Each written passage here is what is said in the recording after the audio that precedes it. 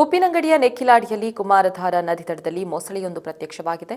ಶೇಖ್ ಅಬ್ಬ ಹಾಜಿ ಎಂಬುವರ ಮನೆ ಬಳಿ ಕುಮಾರಧಾರ ನದಿಗೆ ಇಳಿಯುವ ದಾರಿಯ ಬಳಿ ನದಿ ತಟದಲ್ಲಿ ಮೊಸಳೆ ಕಾಣಿಸಿಕೊಂಡಿದೆ. 2 ವರ್ಷಗಳ ಹಿಂದೆ ಕೂಡ ಪಂಜಳದ ನೇತ್ರಾವತಿ ನದಿಯಲ್ಲಿ ದೊಡ್ಡ ಗಾತ್ರದ 2 ಮೊಸಳೆಗಳು ಪ್ರತ್ಯಕ್ಷವಾಗಿದ್ದವು.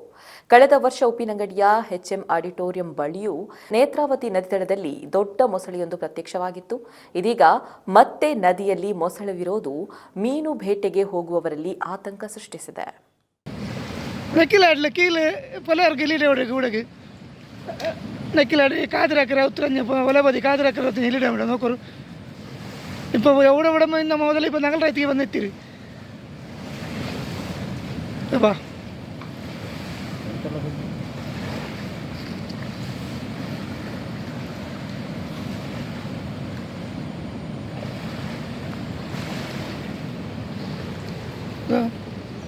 തന്നിൽ പോയിട്ടുണ്ട്.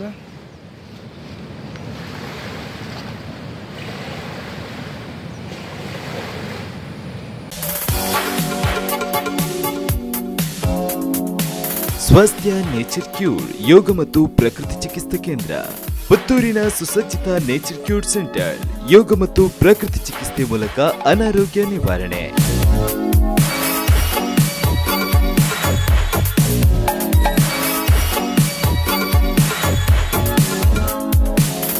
ಗಂಟು ನೋವು, ಬೆನ್ನು ನೋವು, ಮಧುಮೇಹ, ಅಧಿಕ ರಕ್ತದೊತ್ತಡಕ್ಕೆ ಹೇಳಿ ಗುಡ್ ಬೈ.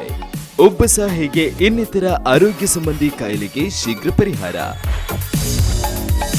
ಎಂದೇ ಭೇಟಿ ನೀಡಿ ಸ್ವಾಸ್ಥ್ಯ ನೇಚರ್ ಕ್ಯೂರ್, ಹಿರಣ್ಯ ಕಾಂಪ್ಲೆಕ್ಸ್, ಬಳ್ವಾರು, ಮುಖ್ಯ ರಸ್ತೆ, ಪುತ್ತೂರು.